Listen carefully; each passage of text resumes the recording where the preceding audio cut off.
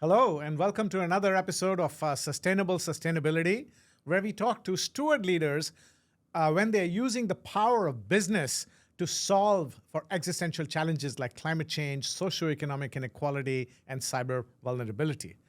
Today, in New York City, during Climate Week, I am very pleased to have with me my dear friend, Fred Tsao, chairman of the TPC Group, formerly known as the IMC Pan-Asia Alliance. TPC is an integrated maritime and logistics powerhouse in Asia with businesses in real estate, well-being, and asset management. Fred, welcome to the show. Thank you, Rajeev. How's your week been so far? As I said to you, we're actors on this John Woo movie, and we need to stop and breathe. And this actually is a good breather. Yeah, this week feels like that, isn't it? Yeah, it's crazy. Exactly. Very good. Well, so as chairman of a powerhouse with so many verticals, you've been very vocal about steward leadership, that businesses have to stand for good. In fact, you've created quite a few platforms that are trying to address these existential challenges through your businesses.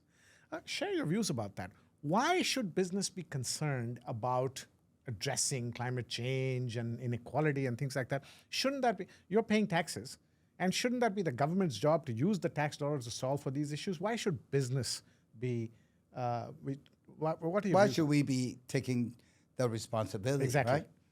Well, first of all, I have to put some context. I'm a baby boomer. So it is our generation that created this marketing economy. And I remember when the Wall Street and was it Gecko says, Gordon Gekko, greed is good. Greed is good. Wow, it changed the world. It changed Wall Street and it changed the world. And since then, greed is more and more into the business. Shareholders' value, alignment of interest is all about let's share what we can get out of the greed profit as fast as possible. And that created this culture, social media, indulgence. And therefore, we have doing the most unintelligent thing of harming and polluting the nature where we live in. So basically, indiscriminate maximization of profit, not caring about Anything, anything. social. And therefore, we lead to ESG regulations coming up. So we have to be governed not to do more harm. But really, we need to have to be impact, do more good. Yeah. So is it possible for business to do well by doing good? Well- How are you marrying profit and purpose? Well, first of all, it depends on the structure and the social contract of the business, right? We're unusual because we're a family business of cross-generational. The social contract is different. And the structure, ours is a little different because our business is owned by a trust, and I've surrendered my shareholding to the company, to the trust, and become steward and protector of the purpose, which is serving well-being of life while creating wealth at the same time. Now, all we have to do is to set our design criteria, understanding the life system coherency and the sustainability challenge, and how we can make life flourishing. And we need to orientate and reinvent how we do business modeling. Take a long-term view. You can do a forecast. And of course, people that are early stage investment years ago on energy now are seeing great returns. So you have to take a long-term view. You have to have insights. And you have to have a holistic understanding of the system so you can do systemic intervention, which I've created a whole theory of change and execution. I built a program on the journey of individual and collective transformation program, similar to your leadership. We call quantum leadership program, but it's actually a stewardship of life flourishing. Okay, so stewardship is so important. I'm sure you agree, because it's taking full responsibility.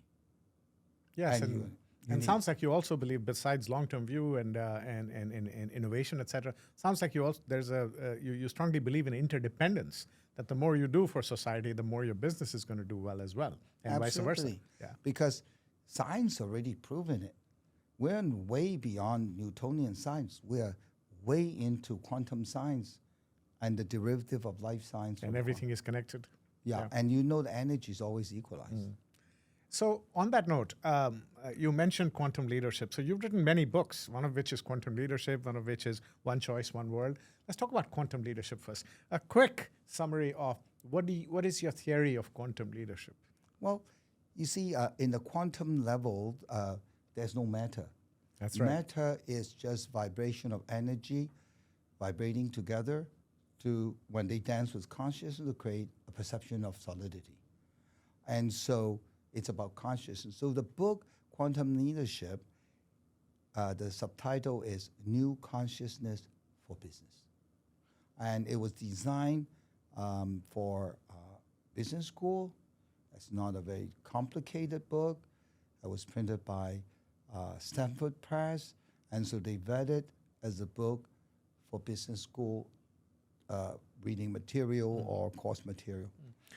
I particularly like the idea because in the quantum world, everything is forever connected. No matter how much you create distance between two particles, they once connected, always connected. And that's kind of the philosophy you're talking about. Yeah. And if business takes that philosophy, then there is no tension between profit and purpose. Yes. In fact, it is an expression, right? And so everything, if you leave it to nature, is always synchronized and not even sustainable.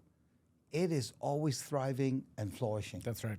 Yeah. And so this sustainability thing is a human creation by ourselves. In nature, it don't exist. Everything is synchronized. Everything is holistic, intertwined. Everything is always well. And so what about One Choice, One World? Now, One Choice, One World, the book subtitle is called The Rise of Wellbeing and Happiness Economy, which was advocated by United Nations in 2012.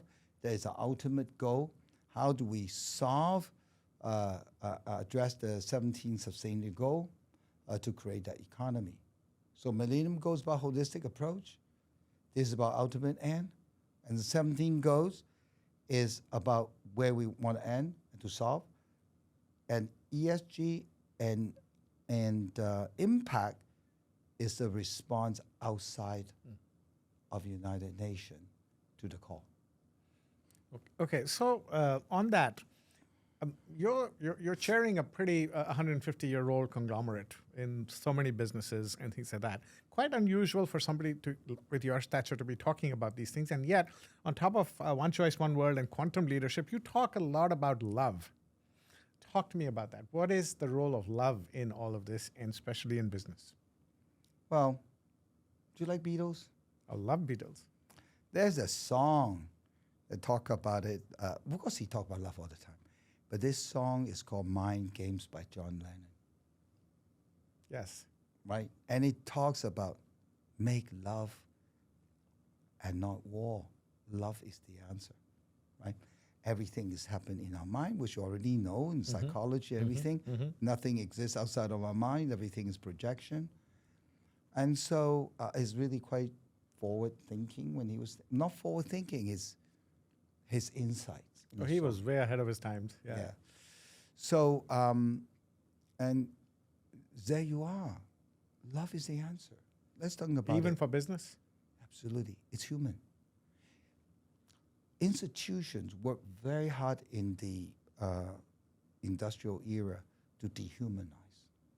So we can, like a machine, and with that we created AI.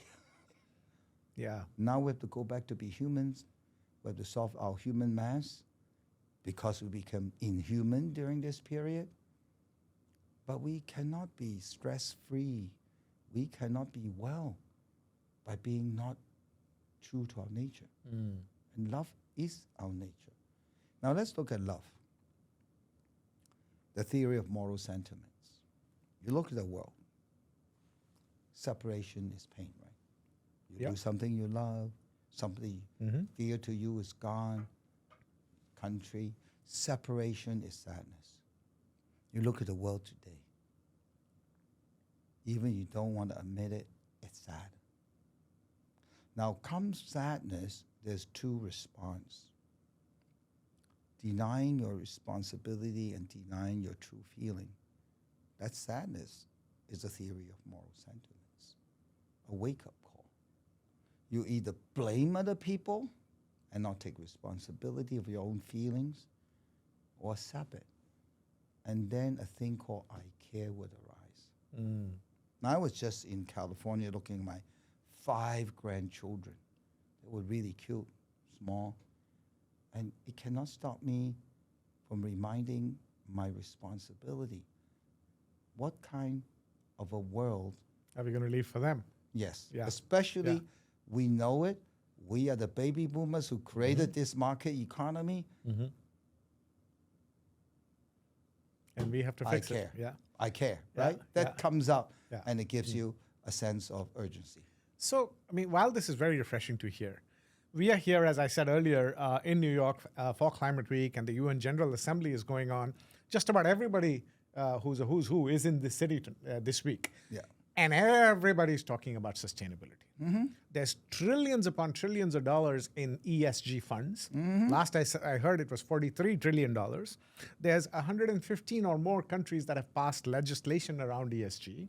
There's plenty of incentives, tax incentives, green incentives. Now they're talking about linking CEO compensation to ESG markers and things like that. So everybody's talking about sustainability, right? And we've heard enough of that this week. Then why are we not making enough progress? What is the missing link? Such a high decibel level. Why are we not making progress? Why are we going towards 2.8 degrees rather than 1.5 degrees? Why are we increasing inequality rather than decreasing it? Thoughts on that? Well, I was this time in UN Future Summit. We signed our collaboration with UN Compact to create a UN University of Sustainability, a school of life, flourishing, and well-being. And in that context, before that, we talked about higher education. We talked about this how. And I was in the panel. The element I said was love. That is the real fixer. So that's what's missing again, the love. And Yes. the Humanizing. yeah, and Humanizing. Because when we care, we will work together because we all care. We're the common destiny challenge of sustainability, big crisis, and we have the common deepest wish to be well and happy. we're going about it with that whole greed idea that you were talking about earlier. Yes. Mechanically, without thinking about love, without thinking about Because love is a holistic understanding of reality, but we are very left-brain driven. So with that, intuition will come from love, and then we need the left brain to work out logically how we're going to execute it. How do you and I were with a group of people yesterday, investors and hardcore, Wall Street types and many other technology tycoons and things like that. What would you say when they hear what you just said and say, that's too soft, and my job is to maximize business profits and make money, and all this touchy-feely stuff has no place in business. What do you have to say to such people? I'm sure you've heard that. Oh yeah, come to my retreat and let's relax together. Yeah, and come and see my business, which is thriving for 150 years on these principles. Yeah, so my advocacy always is, I see this way. But don't listen to what I say. Watch what I do. If you like it, join the movement. Join the movement. Take responsibility and join. I'm doing this. I believe this is a solution. I believe I have responsibility as business, and I'm doing this. Come and see my model. Come and see what I do. And if you like it, Join. If you don't, that's fine. yeah, because first we are human. Yeah. Before we put a label what we are human first. And there is a human way of making money. For sure. Everything is created out of consciousness. The first book talk about consciousness is the mother of capital. Do you see monkey creating capital? Human being keep creating all kinds of capital, right? That's right. That's right. Now That's right. even spiritual capital you is bet, being you bet. talked about, right? I couldn't agree with you more. We always say steward leadership is a choice. It's a choice. You decide how you want to live your life and how you want to make money. There are many ways of doing so. One way is to be a steward. One way is to think interdependence and think quantum connection. And the other way is the greed is good way. So Yeah. it's a choice. And not everybody will buy into what you and I are talking about, and that's perfectly okay. But you see, there's a science theory called purification. And that is when there's leadership arises, or otherwise they call mutation happens to the system. A cell starts changing, and then the minute they start clustering, I think maybe at 1 or 2%, boom, 98% flip over. So I maintain optimistic because the brilliant ones will lead the way. You bet. I couldn't agree with you more. I believe in the 80-20 also, that if 20% of the people can buy into what you're talking about, that's all we need, because they will create 80% of the magic. Yes. So switching gears now, your business spans large segments of Asia. And in Asia, well, everywhere, but in Asia, in many cases, corruption can be a big issue. So how do you deal with ethics and integrity in an area of the world where corruption is so rampant? Now there's a lot of paradox there. And then you have a systems working there. So a lot of big companies says, I don't go corruption. I have an agent to fix my problem. Otherwise, I can't do business. Yeah. I didn't do any corruption. I just have an agent consultant to help me solve problems. Yeah. And I pay them very high fees, right? But I don't do anything wrong. I didn't do any corruption. Well, first we have to accept that, there's corruption in life. If I invite you to dinner, is it corruption? If I pay for your trip, like we do launching ceremony all the time, pick for them an enjoyable trip, is it PR or is it corruption? A lot of times a thin line. Now, of course, cash transaction, that is definitely corruption.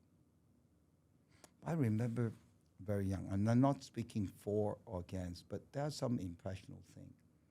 And I live in this apartment where a woman look after it, and he's like a lover for this policeman because they feel very protected coming up country and policemen. But the policeman only make 800 baht a month.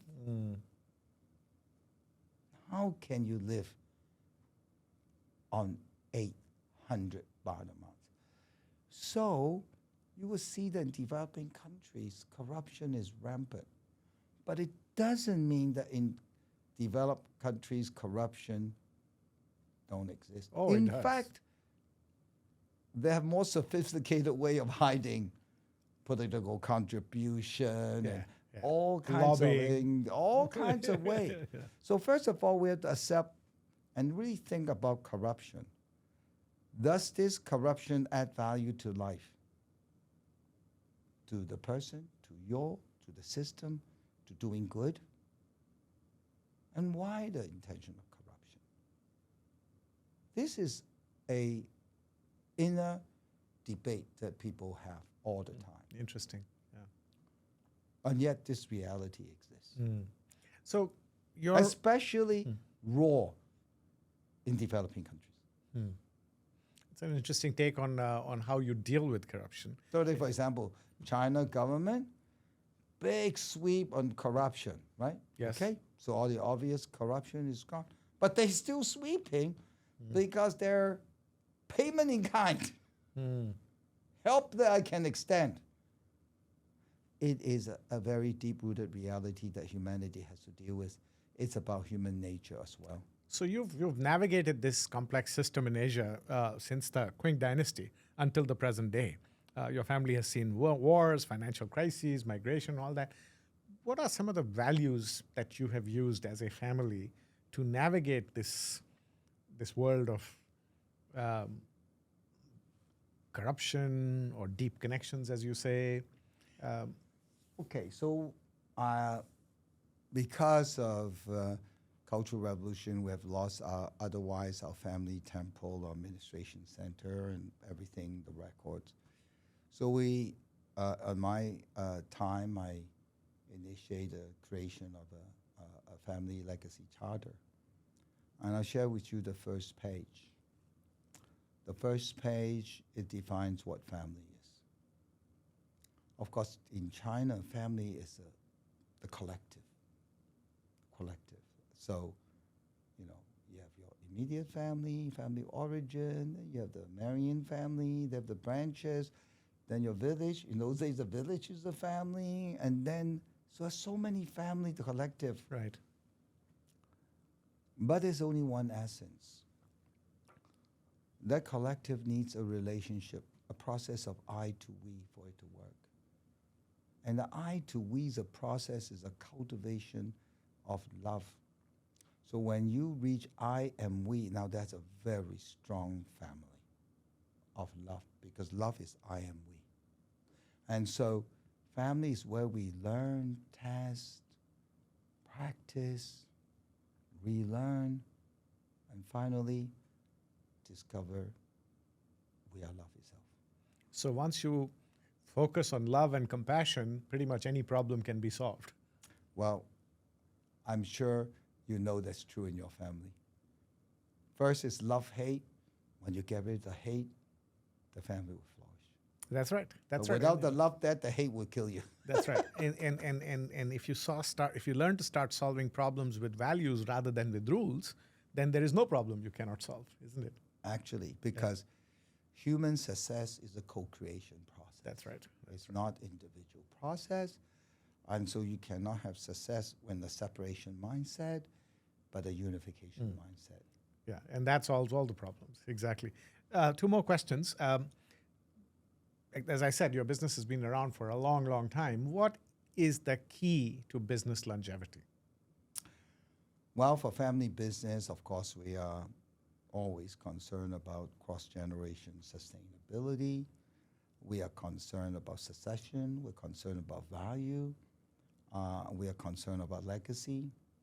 But this is contextualized. In the old day, our mission of the company is to serve human needs, and they are very basic. It's about shelter, it's about transport, it's about food, it's about clothing. Well, that was then. Today, human needs are very complex. And first of all, human needs need to be de-stressing for one, right? But the essence doesn't change, right? Your business has been so successful for so long because you've always solved human problems. Yeah, because you have to evolve with times. So like Maslow hierarchy of needs, right? But you're still solving human problems through your business. Yes. I always say human challenge, because with a challenge comes to the next evolution. And so today we have different human challenge. And value, it's not value system. That's caused problem. We need value system to evaluate option for choice. But if our valuation system is add value to life, then you can actually measure choice very easily. Makes sense. Right? So we need a different valuing mechanism. Now, in those days, we work with value system. Today is all about measurability. So we actually, what value do we add? Now, the Chinese concept of fairness is based on the benchmark of what causes peace on earth. And if you apply that principle to business, it's win-win. Yes. Yeah, very good, very good. So just to close, as somebody who is clearly talking from a higher level of consciousness, as somebody who applies all these principles not only to your own personal life, to your business, to your community, what's the one message you have to fellow business entrepreneurs and CEOs and chairmen of other businesses? If there was one message you wanted to give them, what would it be? Well, first of all, we are family, and we have a humanity common destiny at hand. So this human family requires business to respond and take responsibility and champion the private, public, and nonprofit sector partnership to create this new market economy. Thank you. So, friends, as you heard, here's another example of a family business that's been running for a long, long time, doing well by doing good. Thank you, Fred. That has been very, very enlightening, and I hope, and I'm pretty sure, actually, that your example will will motivate others to give it a try. At the end of the day, it's a choice, right? How we want to live and how we want to do our business. And I love what you said, that doing well by doing good is clearly possible, and your family business has demonstrated that for over 100 years. Thank you again. Thank you, Ravi. Thank you. Pleasure. Yeah.